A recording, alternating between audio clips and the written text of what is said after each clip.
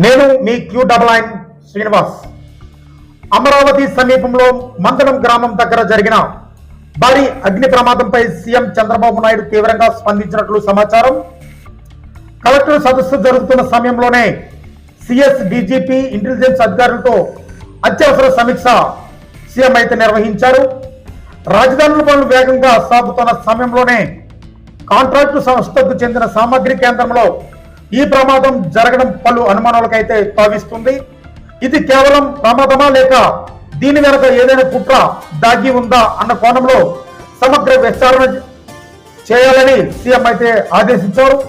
ప్రమాదంలో జరిగిన నష్టంపై పూర్తి నివేదిక వెంటనే సమర్పించాలని అధికారులను ఆయన ఆదేశించారు.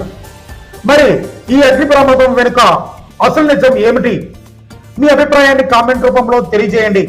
ఇంతవరకు మన ఛానల్ ని సబ్స్క్రైబ్ చేసుకోకపోతే లేటెస్ట్ న్యూస్ అప్డేట్ కోసం వెంటనే మన ఛానల్ ని సబ్స్క్రైబ్ చేయండి.